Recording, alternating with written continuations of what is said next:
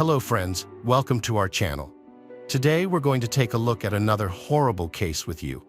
The case of John Thomas McGuire. Life in an orphanage is difficult and unpredictable. You have no personal space, no control over your time, and if you're not able to stand up for yourself, you're likely to be bullied by the older kids. Amanda and Anna Marie McClure, however, were a little more fortunate because they had each other. With two of them, they were more able to defend themselves. The sisters preferred to keep to themselves and didn't try to make friends with anyone else. They were hopeful that their stay in the orphanage would be short-lived. They believed that their mother would soon find out that their father, Larry McClure, was in prison and that she would come to take them away. It was impossible to keep their father's imprisonment a secret. The news was all over TV and in the newspapers for a long time. As time passed, days turned into weeks and weeks turned into months. Unfortunately, it became clear that they might not be returning home anytime soon.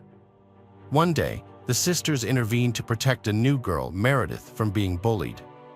Meredith had a difficult past, having lived with a mother who was addicted to drugs.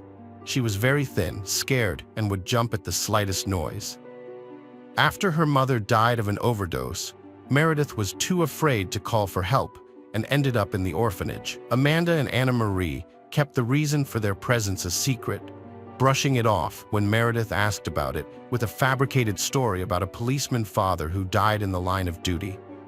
However, the truth eventually emerged that their father was not a deceased police officer, but a living criminal serving time in prison for violent sexual crimes against a young girl. This revelation made their lives a living hell.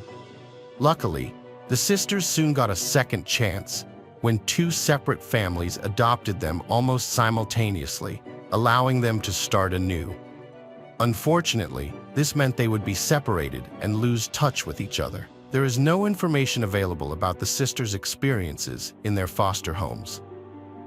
What is known is that Amanda, 29 at the time, met her future husband, John McGuire, now 38. Her adoptive parents had worried that Amanda would remain single forever, given her lack of biological family and the emotional trauma of her mother's betrayal. Larry McClure, the father, was released on parole and returned to Virginia, where he lived in a mobile home. He was determined to reconnect with his daughters. First, he visited Amanda's foster parents, Guam and Alex, and introduced himself, asking to see Amanda and requesting her contact information. At the time, Larry was dishonest about Anna Marie's whereabouts, claiming she lived in North Carolina, 186 miles away, when in fact, he had never seen or spoken to her. Despite this, Larry was able to meet with Amanda, and their reunions eventually led to him introducing her and her friend John to illegal drugs that he manufactured in his camper. The tragic events unfolded on Valentine's Day. John, who was still recovering from the effects of drug abuse and was deeply in love with Amanda, decided to surprise her with a romantic evening at home. However, during the meal, John's affectionate words to Amanda made Larry extremely anxious, causing tension to build. Larry stopped his son-in-law John from speaking and asked if he could be completely honest with his wife Amanda. John agreed, and Larry suggested a game. John's legs were tied, and he was asked to answer all questions about his life truthfully. At first, the questions were harmless, but as Larry became more intoxicated, he started accusing John of being an undercover FBI agent. 3 weeks later, Larry and Amanda got married. To keep their relationship a secret, Larry changed his name. The new family decided to start fresh in Kentucky, vowing to quit illegal substances for good. To blend in with their neighbors, they even hung a U.S. flag on their rented house's door. By 2019, John's family, including his ex-wife and parents, had become worried because they hadn't heard from him. John's mother even went so far as to file a missing person report with the police. Meanwhile, Larry was in trouble with the law again. He had failed to notify the authorities that he had moved to a different state, which violated the terms of his probation. As a result, he was sent back to prison. Larry's mental state had deteriorated significantly, due to his long history of substance abuse and mixing drugs with alcohol. Suddenly finding himself in a place where he couldn't access these substances triggered withdrawal symptoms, including increased anxiety and a blurred sense of reality. It's likely that this led him to make irrational decisions, such as marrying his own daughter. Larry became convinced that the real reason for his parole violation was to search for John's body, which he believed was buried in his backyard. He urgently needed to get a message to his daughters, Plaudard, Amanda, or Anna Marie, to dig up the body parts and rebury them in a different location. However, all prison calls are monitored, so he had to find a way to convey this information discreetly. Larry meticulously prepared a speech, considering every detail, but was prohibited from making any phone calls. Despite this, he eventually couldn't resist and confessed to the duty officer, although his intentions remain unclear.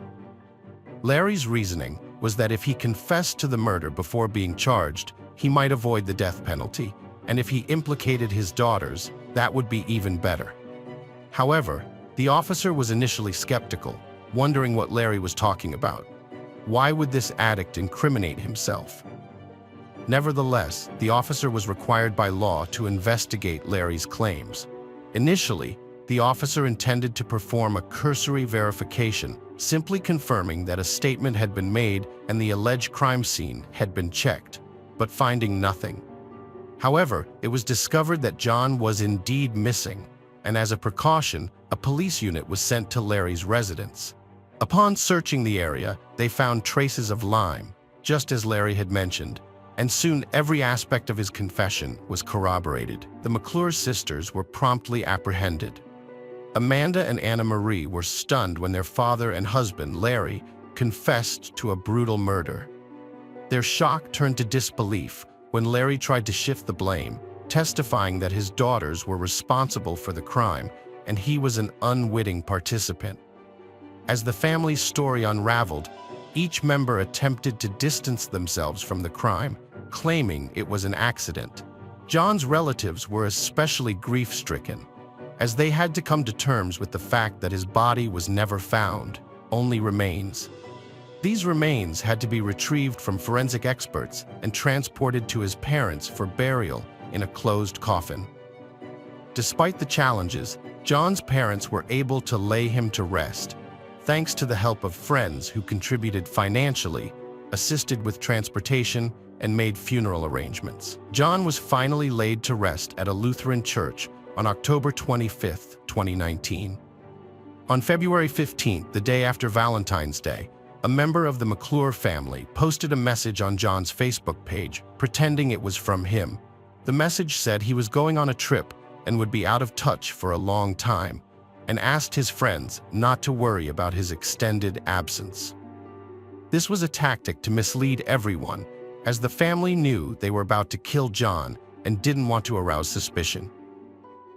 Despite the heinous nature of their crime, during the trial, Larry and Amanda received an additional 6 months in their sentence due to their incestuous marriage, which is illegal in their state. The trial began, and Larry was given the floor. He stated that he had felt remorse for his own children for most of his life. He admitted that when they were very young, he had committed a serious crime that put them in an orphanage. He explained that their birth mother had abandoned them, and he was the only one who had a heartache for his little ones. He expressed his extreme gratitude to the people who had adopted his babies. He said he would not hide, and even attended churches and prayed for their adoptive parents when he got out. He confessed that he had crazily wanted to make up for all the years he had missed. He confessed that he could have walked away from the crime if he had convinced Amanda not to do it, but he didn't. He admitted that the judge and jury would probably not understand him, and he shared their point of view, but emphasized that they weren't in his shoes. He mentioned that John was a fine young man and expressed his regret for John. He stated that if he could, he would turn things around, but no one could raise the dead, and he couldn't say no to Amanda, his favorite and youngest daughter, who didn't care about John. All Amanda wanted was to be able to withdraw government money from John's account. The trial went on for a very long time as the defendants flip-flopped back and forth on the decision to kill John. Amanda, who could not tolerate such a long trial, even made a deal with the investigators where she was promised to be charged with involuntary manslaughter at the next trial. Larry had given a very different speech when it all started, stating that the four of them had bought the ingredients to make illegal substances and went back to his trailer where he had started making them. Amanda had come up to him and said she wanted to get back at John. He explained that John, under the influence of drugs, had raped Anna Marie, who then got pregnant, and that he had to earn the trust of his daughters after all those years apart, so he couldn't refuse. Larry blamed himself for that and thought every day that he should hang himself, but questioned why it should be him if the crime was their fault. After Larry's speech, John's family got the floor. His mother sobbed non-stop, so much so that she couldn't say a word. She expressed that even if she could ever forgive the McClure family, she would never be able to forget what happened. She also conveyed that she wished she could live to see the day when one of them died before her. John's children were given a chance to speak, and they vehemently cursed the killers, declaring that they would never forgive them. The judge then delivered the final verdict, sentencing Larry McClure to life in prison without parole. When Amanda's punishment was announced, her adoptive parents were filled with regret, revealing to her that her biological father had been searching for her. They had raised her to have freedom of choice, but unaware that this freedom could have such severe consequences on her future. Amanda, however, shifted the blame to her biological father, claiming that his jealousy had driven her to commit the crime.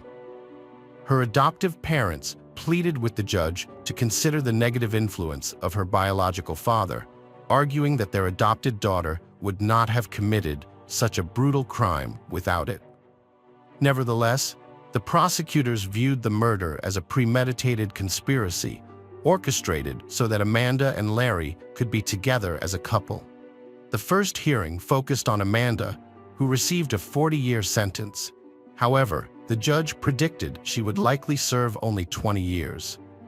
During Anna Marie's hearing, she attempted to demonstrate her opposition to John's murder, but felt coerced by her father and sister to see it through. She only attended Larry and Amanda's wedding out of fear for her own future.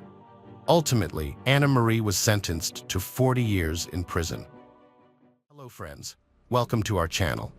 Today we're going to take a look at another horrible case with you. The case of Jared Bridegan.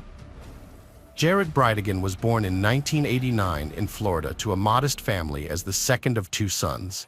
He and his older brother Adam were close from a young age and grew up together. Their parents were devoted members of the Church of Jesus Christ of Latter-day Saints. As a teenager, Jared met Mallory Bowden at church, and they developed a romantic relationship. She would later call him her first true love. However, their religious beliefs discouraged cohabitation before marriage, so when Jared graduated from high school in 2007, they went their separate ways.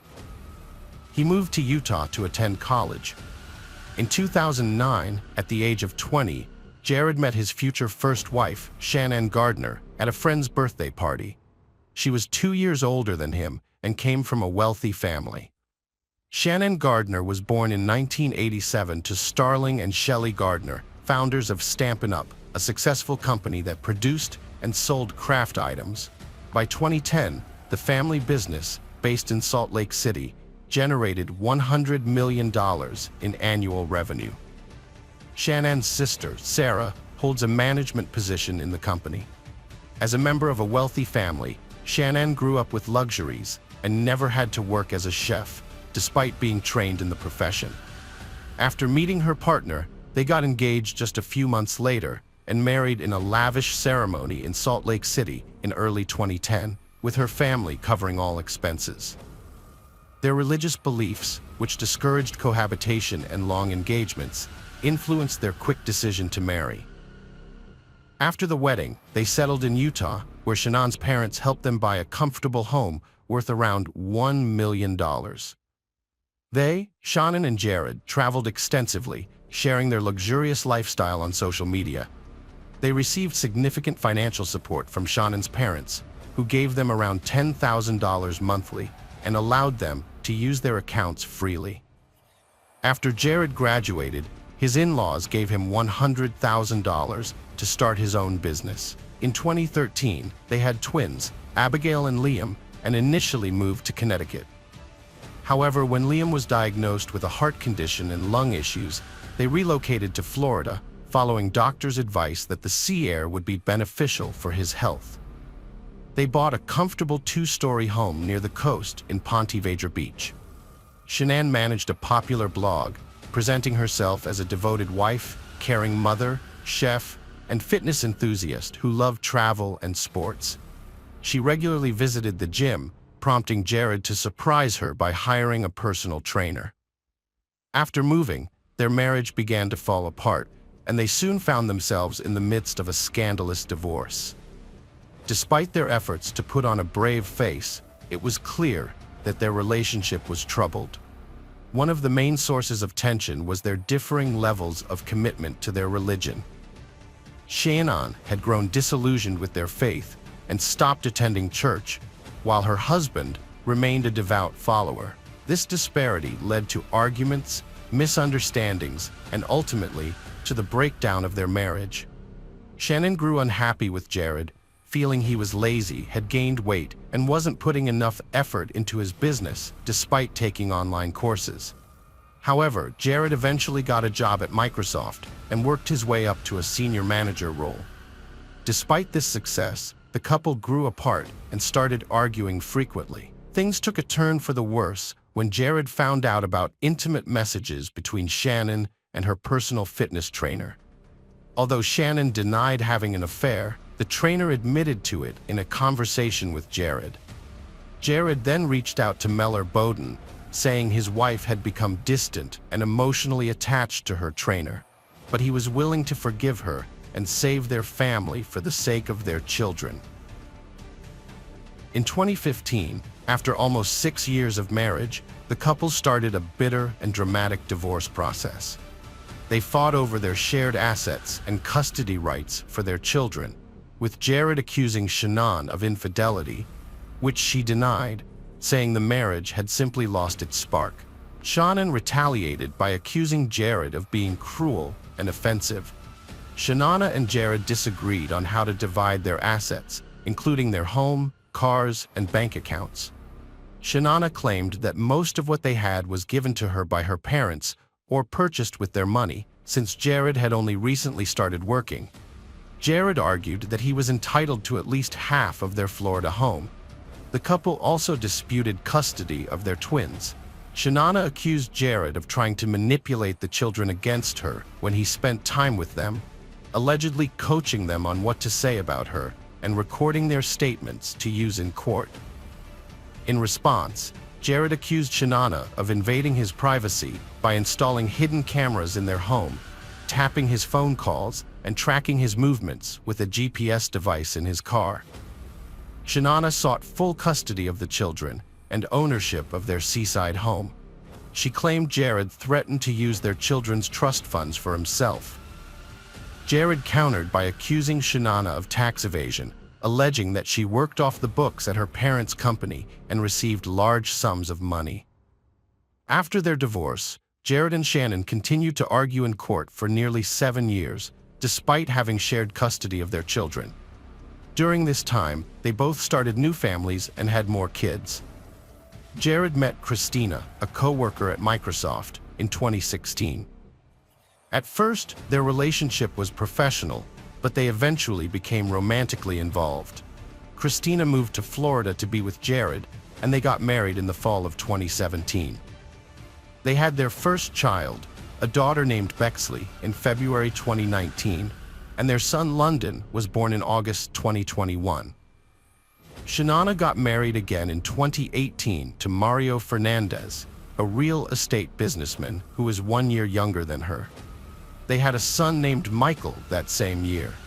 The family lived in the same house where Shannon used to live with her first husband, Jared, which was a point of contention during their court battles.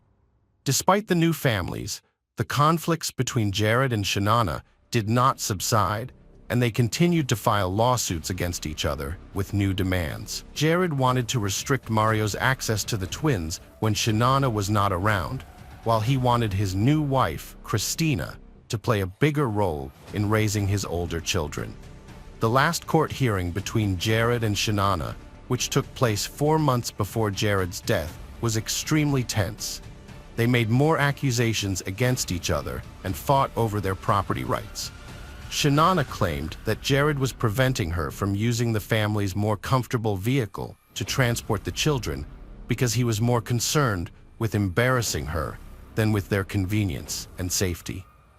After the court granted Shanana exclusive rights to the larger vehicle and ordered Jared to pay her $600 in compensation, they established a routine for their children's care. As part of this agreement, Jared picked up their twins on Wednesdays for a family dinner, which often included their younger sister Bexley. Christina sometimes joined them, but after having her baby, London, she prioritized spending time with him and avoided leaving him with babysitters. On Wednesday, February 22, 2022, Jared followed this routine, taking the children to Coastal Cafe after picking them up. After dinner and a walk, he dropped the twins back at their mother's house and headed home, taking his usual 40-minute route. This route included a stretch of road without streetlights that was quite deserted. As he drove cautiously, aware of his 3-year-old daughter sleeping in her car seat, he encountered an unexpected obstacle around 9 p.m. when the sun had set. Suddenly, in the headlights, he spotted a tire lying in his lane. Jared stopped his car to move a tire that was in the road, so he turned on his hazard lights and got out of the vehicle. That's when someone started shooting at him. The attacker was very close and shot Jared multiple times with deadly accuracy before running away. Luckily, the child who was sleeping in the car was not hurt. A person who was nearby heard the shots and carefully approached the scene. They found Jared lying on the ground, bleeding badly. They immediately called the police and ambulance, but unfortunately, it was too late to save Jared. Christina, Jared's wife, had spoken to him just minutes before the attack. He told her he had just dropped off their kids and would be home in about 15 minutes. But when 30 minutes passed, then an hour, and Jared didn't come home, Christina started to worry. She tried calling him again, but this time a police officer answered and told her what had happened. The officer asked Christina to come to the police station in Jacksonville Beach right away. The investigation at the scene revealed that a tire on the road caused Jared's vehicle to stop. After getting out to remove the tire, he was shot. Fortunately, his 3-year-old daughter, who was sleeping in the car, was unharmed, suggesting she was not the shooter's target. The absence of stolen valuables, including a wallet with cash, phone, and tablet, ruled out robbery as a motive. When questioned about potential enemies, Christina mentioned Jared's first wife, Shannon, but declined to make accusations without solid evidence. Unfortunately, there was no surveillance footage due to the lack of cameras in the area. A witness reported hearing the shots, which broke the night's silence, followed by the sound of a vehicle speeding away, although nothing was visible in the darkness. Christina's hint that Shauna might be involved in the crime seemed reasonable at first, but detectives doubted she was directly responsible, given her strong alibi. She was at home with her husband, their twins, younger son, and visiting parents at the time of the incident. Instead, the police focused on reviewing nearby surveillance footage. The cameras showed an old dark blue Ford F-150 with brown trim entering the area about 15 minutes before the incident and reappearing a few minutes after the witness reported the shots. The police asked the public for help in identifying the suspicious vehicle. Jared's family made TV appeals, urging anyone with information, no matter how small, to come forward. The first suspect was arrested, but Shauna and her current husband Mario repeatedly denied any involvement in the murder when questioned by detectives. Shauna openly admitted that her relationship with her ex-husband was complex, but insisted she would never wish harm on the father of her children. In media interviews, she shared how her 9-year-old twins reacted to the news of their father's death. Abigail cried uncontrollably for hours, while Liam was in shock and remained silent for a long time. It's notable that neither Jared's ex-spouse nor his older children attended his funeral. This was because Christina had made it clear to Shanana that she was not welcome at the ceremony, and Shanana had countered that if she couldn't attend, the twins wouldn't go to the burial either. Almost a year after Mr. Brand's murder, the first suspect was finally arrested in January 2023. The police had been secretive about their investigation, only disclosing that it required significant resources and effort. However, their persistence paid off when the dark blue Ford F-150 was involved in an accident and fled the scene before the police arrived. This breakthrough led to an arrest.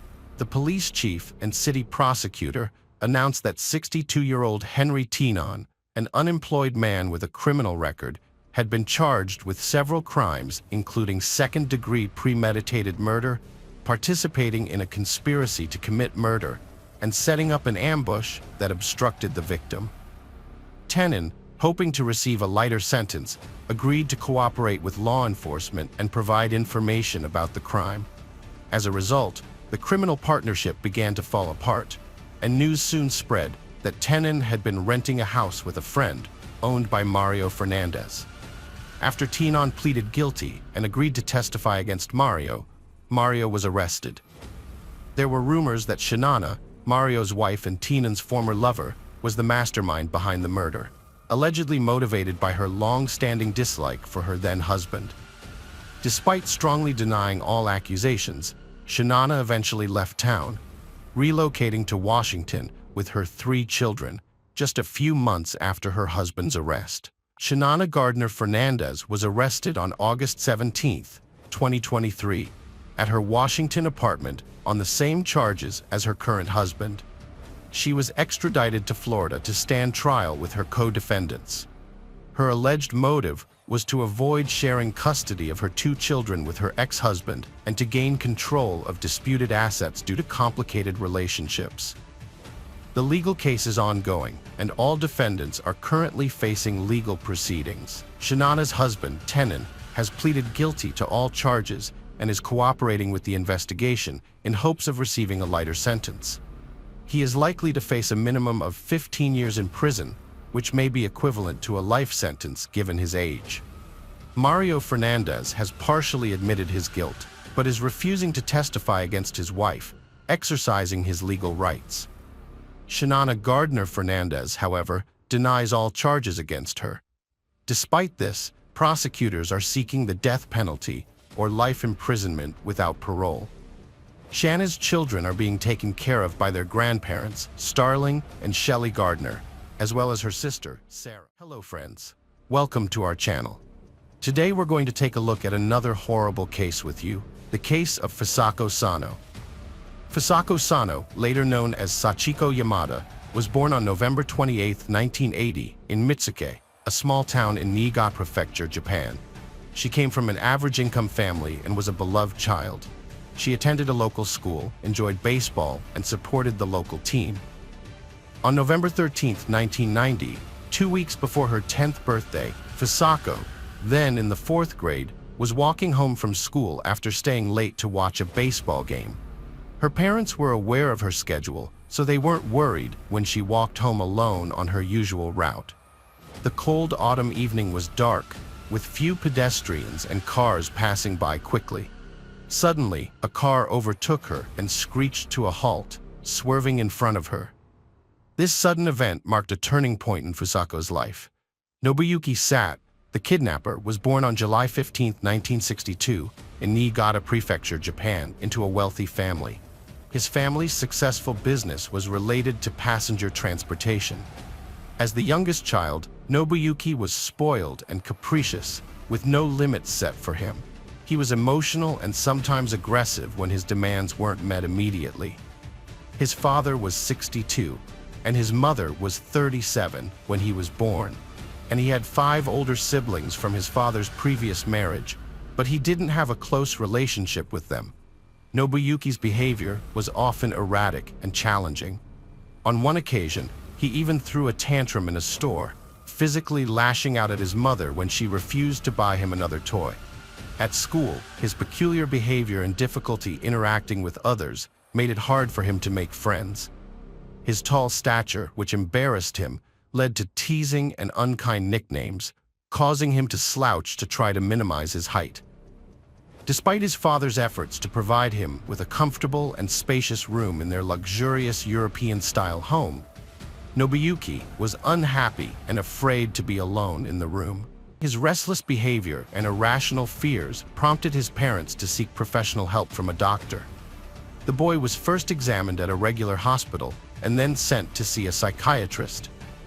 The psychiatrist diagnosed him with several anxiety disorders, including a fear of the dark, a fear of germs and dirt, and a unique combination of 2 other phobias. On one hand, he had autophobia, which is a fear of being alone. On the other hand, he also had sociophobia, which is a fear of social interactions. This meant that he was equally afraid of being by himself and of being around other people.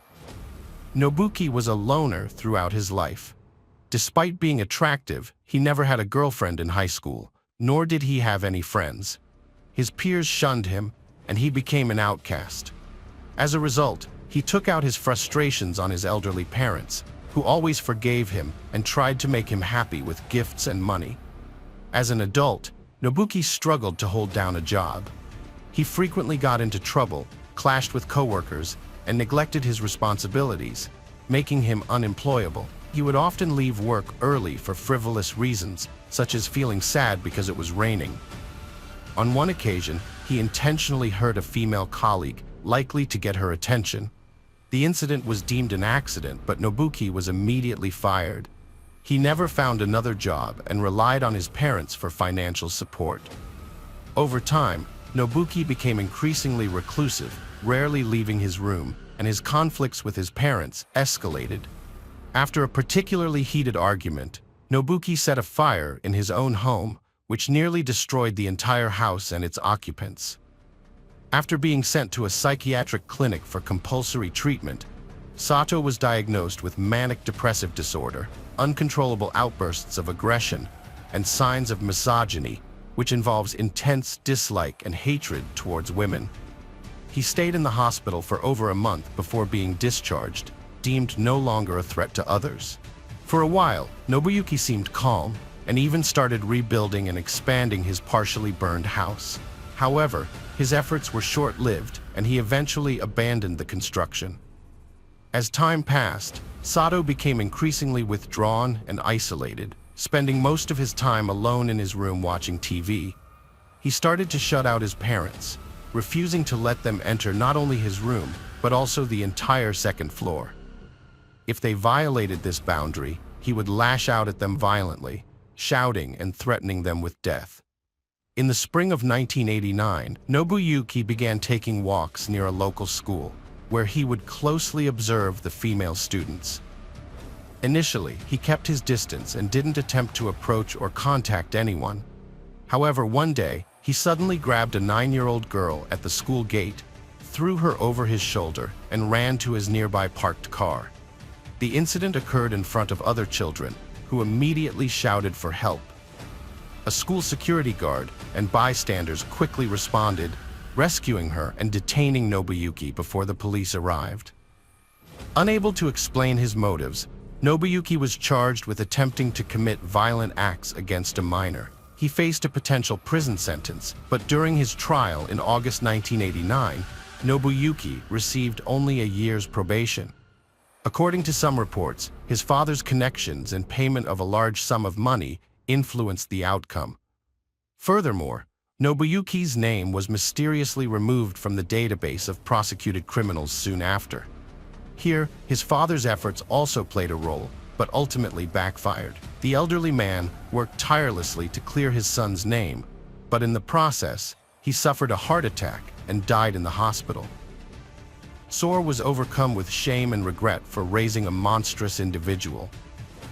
A year and a half after the initial failed attempt, the 28-year-old Soar kidnapped a girl in Nagata. Despite his calm demeanor, he remained under the radar of the police, and the incident near the school in the spring of 1989 was all but forgotten. On November 13, 1990, Nobuyuki Sato went for a drive around the city, eventually finding himself on a deserted road in the evening. There, he came across 9-year-old Fusako Sano, who was walking home from a delayed school event. The area was isolated, with no people or cars in sight, leaving Fusako with no one to turn to for help. Sato suddenly stopped his car in front of Fusako, got out, and grabbed her while holding a knife. He threatened to slit her throat if she screamed or tried to escape. He then forced her into the trunk of his car and drove further down the road. Eventually, he stopped in a vacant lot, where he tied Fusako's hands and feet and taped her mouth shut. Once night fell, Sato drove back to his house, taking Fusako out of the trunk and carrying her to his room through an unfinished part of the building to avoid detection. He then left his room, re-entering through the front door as he normally would. Back upstairs, he threatened Fusako with the knife, ordering her to be silent. He tied her to the bed, warning her that if she tried to leave the room, look out the window, scream or cry, he would kill her and dispose of her body in the ocean where it would never be found.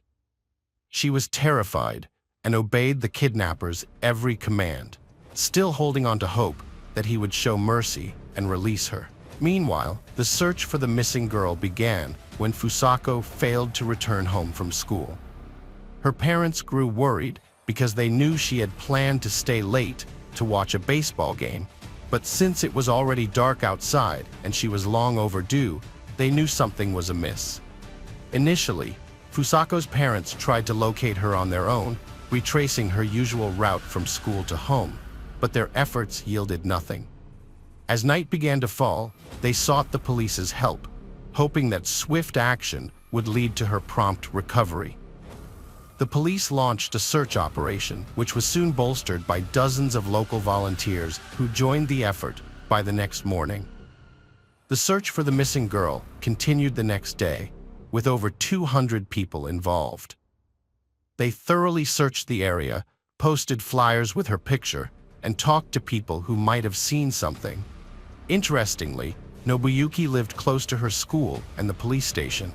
Moreover, he had a history of attempting to kidnap her, yet he was not considered a suspect. Thanks to his father's efforts to keep his son's name out of the criminal database, the search lasted for months, covering many areas, including empty buildings, vehicles, and highways. Despite the extensive search, no leads or clues about her disappearance were found. Investigators explored various possibilities, including the unlikely suggestion that North Korean agents might have been involved in the abduction. As time passed, the search for Fusako Sano was unsuccessful, and she remained a captive of Nobuyuki's obsession. Initially, Fusako was terrified and obediently followed her captor's orders, hoping that he would eventually show mercy and release her. However, Nobuyuki had no intention of letting her go, at least not for the first few months. To maintain control, Nobuyuki bound Fusako's hands and feet extremely tightly, restricting blood flow and causing her to lose feeling in her limbs. He punished even the slightest disobedience or noise with a stun gun, beat her on the head and body, or threatened her with a knife. Despite his cruel treatment, Nobuyuki never sexually exploited Fusako during her captivity. Instead, he viewed her as a living toy or pet, someone to talk to and dominate. Nobuyuki would sit with Fusako, feeding her 1 or 2 meals a day, prepared by his mother who lived on the first floor. Due to her severely restricted diet, she became extremely weak and malnourished. The man prohibited her from leaving her bed, forcing her to use plastic bags as a toilet, which he would then dispose of in the unfinished part of the house. Once a month, he bathed her in a basin, cutting her hair and nails himself, and dressing her in his own tattered clothes. Despite her obedient behavior, the kidnapper regularly beat her for entertainment, practicing various fighting techniques on her. After several years, Fusako's spirit was finally crushed, and she surrendered to her tormentor's demands. no longer attempting to escape or even glance out the window. Eventually, the man stopped restraining her when he left the room, leaving the door unlocked. He would simply cover her with blankets or towels, making it seem as though no one was underneath. Over time, Nobuyuki began to permit Fusako to listen to the radio and watch TV with him, but only if it was something that interested him, such as Scottish programs or sports matches. He also brought her comic books, which he loved. These were the only things Fusako had read during her years of confinement. For nearly a decade, a young girl was held captive in a small room, never speaking to anyone or leaving her confinement. She was mostly bedridden and had lost all will to resist, escape, or signal for help. Her captive was Nobuyuki, a violent son who lived with his mother on the first floor of the house. His mother was too afraid to enter his room, fearing physical harm if she disobeyed his rules. When Nobuyuki took she prisoner, he forbade his mother from visiting the second floor. On one occasion, even physically pushed her down the stairs when she tried to do so. In 1996, an elderly woman, Mrs. Sato, sought help from the police, alleging domestic violence by her son, who had physically abused her, forced her to follow his rules, and psychologically tormented her. However, the police were reluctant to intervene, convincing her to withdraw her statement and resolve the issue on her own. On two separate occasions, Mrs. Sato also sought help from a public health center, complaining about her son's aggressive behavior and requesting his hospitalization in a psychiatric facility. Unfortunately, her pleas were dismissed, and she was advised to persuade her son to seek help voluntarily. 4 years later, in January 2000, after enduring yet another brutal beating, Mrs. Sato made a desperate call to the hospital, requesting a medical team and law enforcement to be sent to her home. She was being held captive by her son, who had tied her up and used a taser on her multiple times. The authorities finally responded to a pensioner's complaints and visited her home. When they arrived with an ambulance and police car, her son Nobuyuki became agitated, aggressive, and resistant. Due to his behavior, the police had to restrain him with handcuffs, and medics administered a large dose of sedatives. The elderly woman confessed that she lived in fear of her son, whose behavior had become increasingly aggressive and unpredictable. She revealed that she had avoided the second floor of their home for years because her son had threatened to kill her if she went up there. The police decided to investigate the second floor and Nobuyuki's room. Upon entering, they found a pile of blankets on the bed that seemed to move slightly. When they pulled back the blankets, they were shocked to discover a thin, pale, and exhausted girl hidden underneath. When questioned, she quietly identified herself and explained that she had been kidnapped on her way home from school a long time ago. After the shocking discovery, Nayuki's mother was questioned in the room about the captive girl, but she appeared genuinely surprised and denied any knowledge of her presence in their home, claiming she only knew about her son and herself living there. The captive corroborated this, stating she had never seen Nayuki's mother before. Nuki confessed to the police that he had been immediately attracted to Fusako when he saw her walking along the road, and he wanted to take her home with him. He claimed to have taken good care of her, providing for her needs, washing and dressing her, and reading her comic books. Although he admitted to punishing her when she disobeyed, he insisted that he treated her with affection, like a friend. Nuki believed that Fusako had feelings for him and was happy to stay with him. Nuki enjoyed talking to Fusako, discussing topics like soccer, music, and comic books. Even though she didn't respond, he noted that he never locked his bedroom door, and yet Fusako never tried to escape, leading him to believe that she was content living with him. The medical examination revealed that Nuki was capable of understanding his actions despite his mental disorder, and he could face trial. His mother could be considered an accomplice because she regularly bought feminine hygiene products for her son, which might have raised suspicions. However, the fact that she consistently reached out to the police and medical institutions for help was taken into account. The case drew widespread attention before the trial began, and the local police faced severe criticism. They had previously prosecuted Nuki for attempting to kidnap a schoolgirl, but they failed to prevent him from carrying out his plan. As a result, the local police chief and the head of the regional police department were removed from their positions. In May 2000, Nuki was put on trial, where prosecutors examined every aspect of his actions to seek the maximum punishment. As a result, Nuki was found guilty and received a 14-year prison sentence. Nuki was released in the spring of 2015, but his mother had passed away by then, leaving him with no living relatives. Unfortunately, he was found dead in a small rented room in early 2017, and the cause of his death remains unknown. Fusako's life was devastated by the ordeal. When she was finally discovered, she was extremely weak, malnourished, and had severe muscle atrophy. She had developed a stutter, was afraid of sunlight, and had almost lost her ability to communicate. Her parents didn't even recognize their own daughter when they saw her for the first time in nearly a decade. After the ordeal, Fusako took around a year to regain her physical strength, but her mental recovery was much slower. She suffered from severe post-traumatic stress disorder, became reclusive, and her cognitive development was stunted at a level comparable to a 9 to 10-year-old child. To escape the media frenzy, her parents moved her to a new town, where she adopted the alias Sachiko Yamada and refused all press interviews.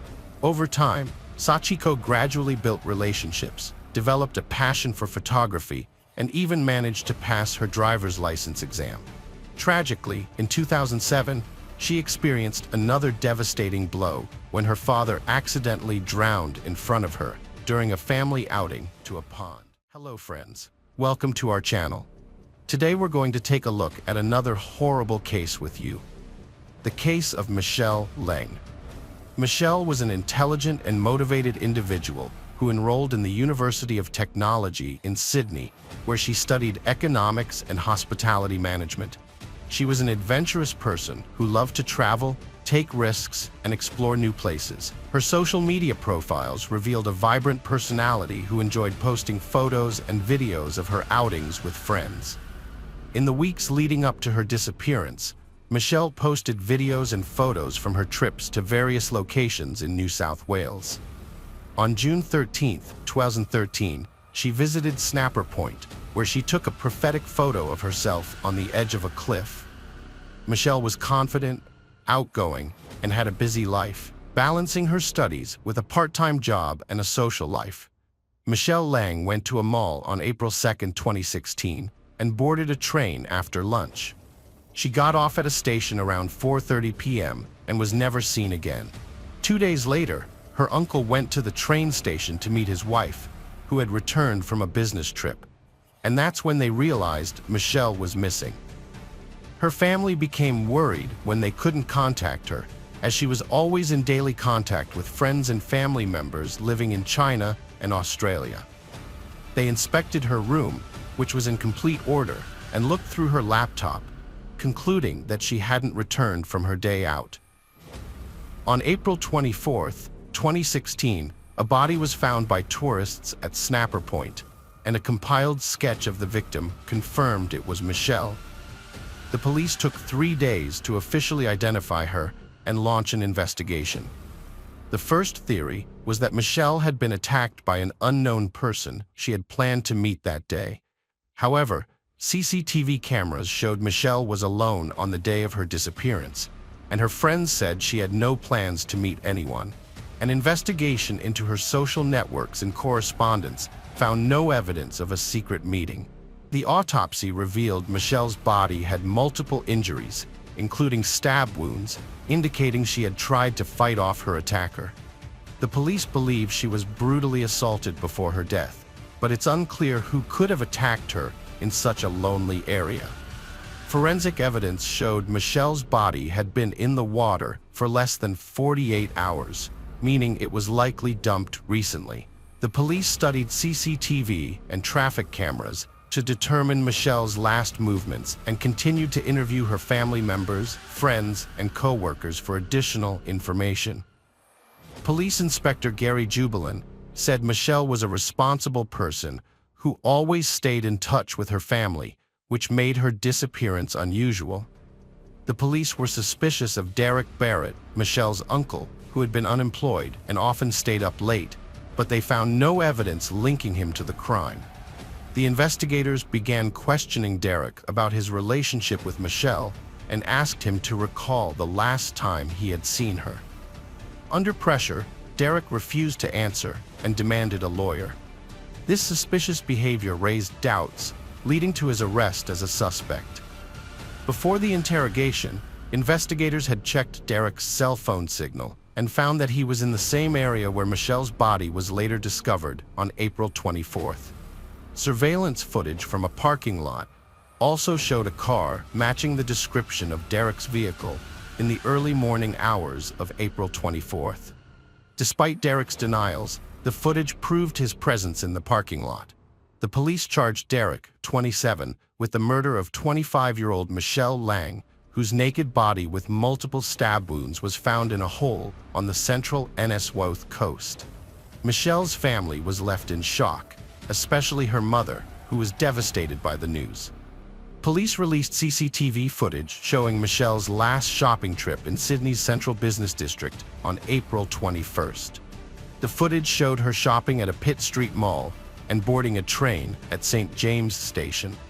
Police believe Michelle returned to her family home in the afternoon, where she lived with her uncle, aunt, and cousin. She was presumed to have been murdered at home. The autopsy revealed that Michelle had tried to fight off her attacker and was stabbed multiple times in defense. CCTV footage also captured a vehicle entering Lake Moan-Morick National Park at around 7 a.m. on April 24th, with Michelle's body believed to be inside. Despite Derek being detained and charged, the investigation continued, and further details of Michelle's final minutes surfaced. Additional charges were laid, including 5 counts of indecent assault, 2 counts of installing a filming device, and murder. The investigation revealed that Derek had an unhealthy sexual interest in his wife's young niece. Analysis of Derek's cell phone found previously deleted data, including files that left no doubt about his involvement in Michelle's death and his unhealthy interest in her. The phone contained images taken just before Michelle's death, showing her returning home on April 21st around 5 p.m. and sending her last text message around midnight. Derek had set up a hidden camera in the shared bathroom, which he regularly reviewed. The phone also contained images of Michelle taken before her death. It appeared that Derek had entered Michelle's room around midnight, attempting to take photos and videos of her while she was asleep. However, Michelle woke up, and Derek attacked her, tying her up and putting duct tape over her mouth. He kept her tied to the bed for 2 days, periodically abusing her and taking photos. Michelle was still alive on April 23rd when Derek took a picture of her around 8 a.m. Later that day, Derek's stepson came home twice but didn't hear Michelle's quiet moans because Derek was taking a shower at the time. Surveillance cameras showed that Derek left the apartment 4 times to take out the trash, presumably after Michelle had already died.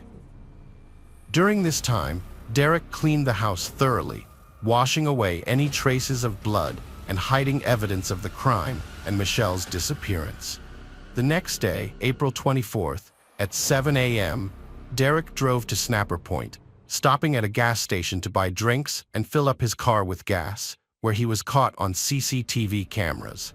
When he arrived at Snapper Point, he got rid of Michelle's body and took some pictures around 9 a.m. Afterwards, he visited his parents, who didn't notice anything unusual about his behavior, and then returned home, waiting for his wife to return. Derek reported that he hadn't seen Michelle and that she hadn't come home, even accompanying his wife to the police station to file a missing persons report. On June 29, 2016, the first court hearing was held, and Derek's lawyer, Bill Whitby, told the court that Derek was pleading not guilty and was as shocked and upset by Michelle's death as the rest of the family. However, it was revealed that Derek had taken illegal drugs the day before killing Michelle, and he claimed to have only vague memories of the 2-hour trip to Snapper Point, where he threw Michelle's body off the cliff. Forensic psychologist Dr. Richard first disputed Derek's claims of memory loss, testifying that Derek was mentally fit to be punished to the full extent of his sentence. Dr. First testified that the drugs Derek was taking did not cause memory loss, and that all of his actions, from the murder to the disposal of the body, were clear and purposeful. The doctor also stated that Derek's IQ, concentration, and memory were within normal limits, and that the number of stab wounds indicated sadistic tendencies rather than memory lapses. The psychologist rejected Derek's claim that he did not feel sexually attracted to the victim and believed that Derek faked amnesia to avoid taking responsibility for the crime. A doctor, Richard, disputed Derek Barrett's claim, stating it was self-defeating because it was clear that the suspect had gained weight during the time period in question. Judge Wilson, a seasoned criminal defense attorney with 30 years of experience, expressed her skepticism about Derek Barrett's behavior in the courtroom, describing it as insincere and akin to that of a psychopath. She believed that Barrett's crime was not the result of a drunken night or poor life choices, but rather a deliberate act. During the retrial hearing, Barrett pleaded guilty to murdering and kidnapping Michelle Lang, as well as sneaking into her room while she slept and making videos. He also admitted taking 19 explicit photos of her shortly before her death. Barrett claimed he couldn't remember the 48-hour period during which he committed the crime because he was under the influence of illegal substances. Judge Wilson, however, did not believe Barrett's claim of memory loss, nor did she believe he was genuinely sorry for his actions. The Lang family consoled each other, while Barrett wiped away tears and said that he deserved to live and that this should never have happened. Judge Wilson sentenced Barrett to 34 years and 6 months in prison with a maximum term of 46 years. He will be eligible for parole in 2050. Barrett showed no emotion when sentenced. Michelle's mother, Mrs. Jiang, thanked the Australian and Chinese communities for their support during her time of grief. She also thanked the NSW police, including Detective Inspector Gary Jubilin, for investigating her daughter's death. A fund was set up to pay for Miss Lang's funeral and to support her mother when she returns to China. Tragically, Michelle Lang's story did not end there. 4 years after the crime, inexplicable events occurred in one family where a woman often visited her elderly mother. In a surprising discovery, a woman found an unknown USB device in her elderly mother's hands during a visit. When the daughter plugged the USB drive into her computer, she was shocked to find graphic videos and photos of obscene content.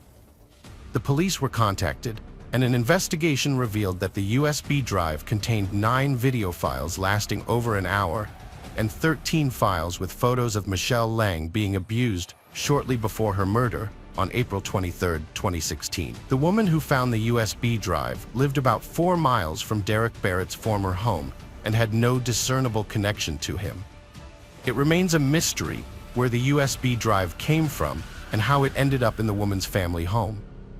Police were able to match the photos on the USB drive to those that Derek Barrett had deleted from his phone before his arrest in an attempt to hide his crimes. In 2020, Barrett was charged with multiple sex offenses after the disturbing content was found on the USB drive in November 2019. Prosecutors admitted they were stumped by the discovery of the device, which led to new charges. The elderly woman with dementia was confined to her home, and it is unclear how the USB drive ended up in her possession. Thanks to the new evidence, Derek Barrett's sentence was extended without parole. The horrific discovery of the USB drive in the hands of an elderly woman in a leafy Sydney suburb resulted in the convicted criminal receiving additional years of punishment. The story of Michelle Lang stands as a heartbreaking reminder to appreciate the preciousness of life, since the future is uncertain and can change in an instant. After her passing, tributes poured in from friends and acquaintances on Chinese and Australian social media, emphasizing the devastating and lasting effects of bullying, fear, and criminal behavior. Hello friends, welcome to our channel. Today we're going to take a look at another horrible case with you. The case of Lindsay Wilson. Lindsay Wilson was a kind-hearted and empathetic person who wanted to love and be loved. Her primary mistake was failing to recognize her partner's true nature in time. As time passed, she struggled to escape from their codependent relationship. Lindsay's story began when she discovered she was pregnant at 17. Raised in a loving family, she wasn't emotionally unprepared, but her boyfriend's abandonment scared her. Lindsay was aware that motherhood would bring physical and financial challenges. She was relieved to meet Mitchell, who seemed like a gentleman, attentive and caring, and didn't shy away from her despite her pregnancy. However, his true nature would eventually be exposed, leading to devastating consequences. Mitchell fell in love with Lindsay at first sight and wanted to spend his life with her, raising her child as his own.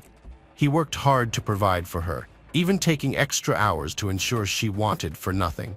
However, their 5-week-old relationship shocked their parents, who felt they were rushing into marriage. Despite their doubts, they got married in August 1995, surrounded by Lindsay's family and only a few of Mitchell's relatives. Lindsay's family noticed that Mitchell was overly sweet and polite, but they kept their misgivings to themselves. The newlyweds had a dispute on their wedding night, which left a bad impression on Lindsay's relatives. Mitchell's behavior became increasingly controlling and violent. Lindsay sought psychological support and reported the abuse, but her husband would answer the door and phone calls, preventing her from contacting her social worker. The social worker, concerned for Lindsay's safety, reported her missing in February 1999. The police visited the address but were unable to speak with Lindsay, and Mitchell claimed she had left him for another man. The search for Lindsay began, and her relatives reported that they last saw her on December 11th, appearing happy and healthy.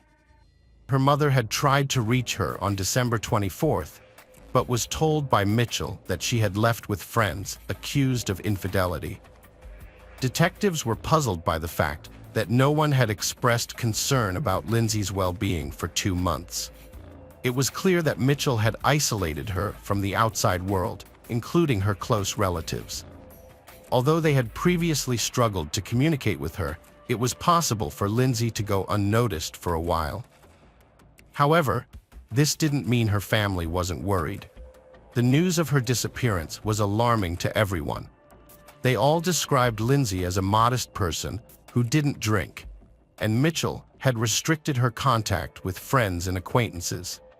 There were many inconsistencies in Mitchell's story, which contradicted his character profile and raised the investigators' suspicions.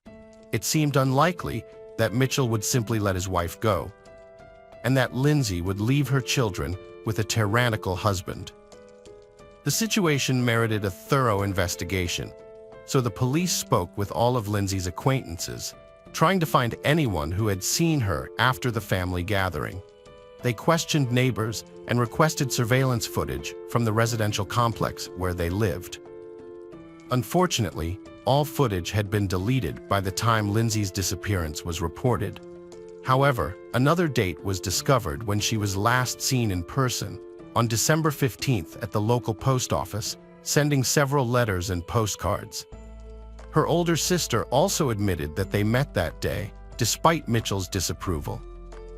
The sisters had tea together, and during their brief conversation, Lindsay slipped a note into her sister's hand, asking her to read it later. The sister put the note in her purse and forgot about it in the whirlwind of days. Regrettably, she couldn't find it later, and its contents remain unknown. After that day, no one saw Lindsay again for several months. Investigators tried to hold on to any information they could, suspecting that she was no longer alive due to her prolonged absence. They couldn't charge Mitchell without sufficient grounds and evidence, but the more they learned about their life history, the stronger their suspicions grew. They had married shortly after their wedding and moved away from their parents, renting an apartment in Southport. Later, Lindsay gave birth to a daughter named Robin. The only shadow over the new baby's joy was her stepfather's volatile temper. After moving, the young wife fully experienced her husband's unstable moods. One moment, he could be joking and laughing. The next, he became unbalanced and aggressive. She tried to maintain a fragile peace at home, but didn't realize how completely she had submitted to his will.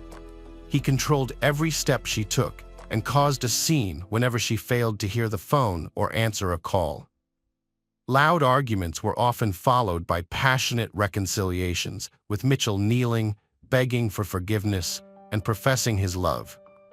For a while, it seemed that peace had returned to the family, but then the cycle would start again.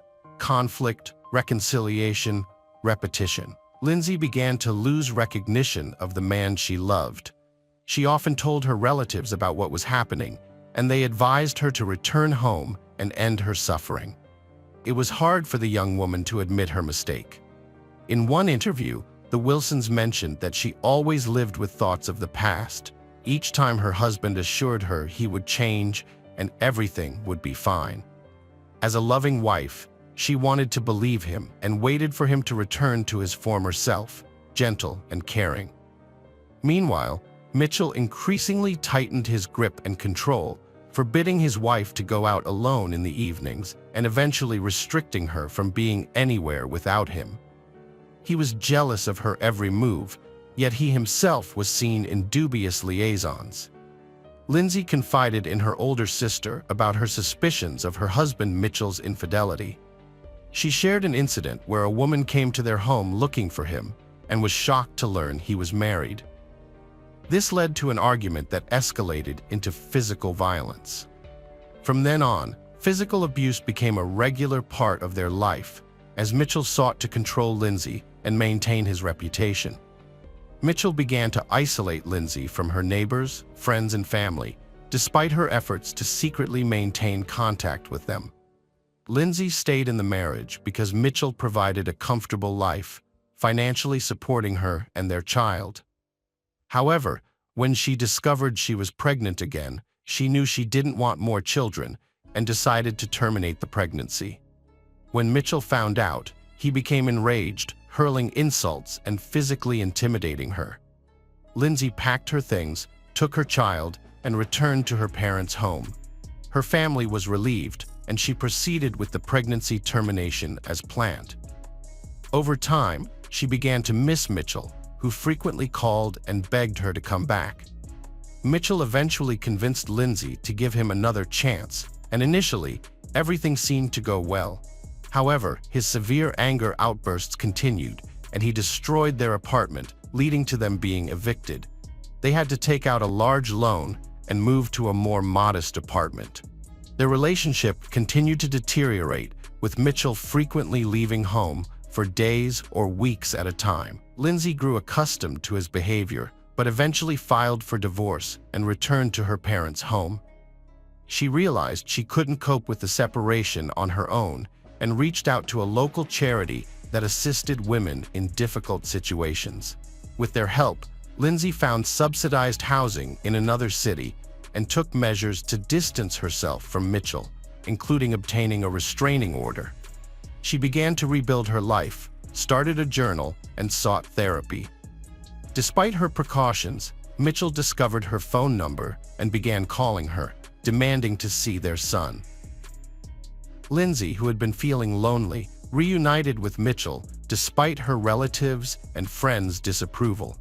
They began living together again, which shocked those who cared about her.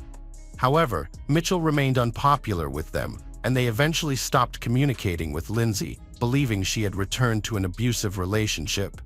This decision ultimately proved fatal. Initially, Mitchell was cooperative during the investigation into Lindsay's disappearance. However, as the case gained media attention, he shifted his focus and became a public figure, inviting journalists into his home. His numerous media appearances seemed insincere, with some viewers noticing a smirk on his face. Lindsay's parents and detectives viewed Mitchell as the prime suspect, but the lack of direct evidence hindered their efforts. Searches were conducted at their home and throughout the area, But Mitchell continued to appear in the media, even declaring that Lindsay's family would one day apologize for their suspicions. On the eve of the holiday season, Mitchell sent a postcard to the lead investigator with a pack of hair dye, mocking the detective and displaying his arrogance. The investigation team responded by hinting that Mitchell was not who he claimed to be, tarnishing his reputation. In February 2000, it was discovered that Mitchell had been forging Lindsay's signature to receive social benefits, which indirectly implicated him in her disappearance. Despite the financial motive, Mitchell's popularity worked in his favor, and many supporters argued that he, as a single father, deserved financial assistance. These circumstances hindered the detectives' ability to bring charges, but they eventually accused Mitchell of fraud. He was found guilty and sentenced to community service. However, Mitchell's popularity began to wane as the forgery of his missing wife's signature appeared suspicious. The number of angry comments increased, and Mitchell eventually snapped, blaming the media for intruding into his personal life. The case might have remained unsolved had it not been for a chance discovery on June 1, 2000, when a parkgoer noticed their dog acting strangely near a roller coaster. Human remains were uncovered, and forensic examination confirmed they belonged to Lindsay Key. This breakthrough revitalized the investigation, making it clear that Lindsay was a victim of a brutal crime. The focus shifted to finding the perpetrator, and on June 7, Mitchell was brought in for questioning. After 36 hours of intermittent interrogation, the suspect broke down and confessed to dismembering and murdering Lindsay on December 15, 1998. Mitchell told authorities that Lindsay had informed him of her decision to file for divorce earlier that day, which enraged him and led him to attack and strangle her in front of their children. He then hid her lifeless body in their bedroom, using a gap under the door to conceal any odors. Realizing he needed help to dispose of the body, he enlisted the assistance of his brother Elliot, a butcher, who was initially hesitant but eventually persuaded. While the children played in the next room, Mitchell and Elliot dismembered Lindsay's body and later dispersed her remains across the city. During his confession, Mitchell showed no remorse or empathy, instead seeming proud of his actions and stating that without his confession, they would never have proven his guilt. The next day, he led authorities to the other locations where he had hidden her limbs, although her head and one hand were never recovered. Forensic comparison confirmed that the remains were indeed Lindsay, leaving no doubt about Mitchell's guilt. The trial of the Key brothers took place in January 2001, with Mitchell being found guilty of first-degree murder and sentenced to life in prison with the possibility of parole after 17 years. A court-appointed psychiatrist noted that Mitchell showed signs of being a narcissist with sadistic tendencies. His brother Elliot received a 7-year sentence for his role in concealing the crime. Lindsay's children were taken in by her maternal grandparents, who gave them their surname. 3 months after the sentence was handed down, another tragedy struck the Wilson family when one of Lindsay's older brothers, unable to cope with the shock, took his own life in the attic of their family home. As of 2017, Mitchell Key has been eligible for parole, but his lawyers have been denied 3 times. The Wilson family, including the children, are concerned that the murderer might eventually be released and have started a petition urging that he remain incarcerated. In an interview, Mr. Wilson mentioned hearing rumors that his former relative had attempted to end his life and added that he sincerely hopes the murderer will try again and succeed this time. He also commented on the prevalence of domestic Stockholm syndrome, where victims often adapt to their abusers throughout their lives, even when their families come to their aid.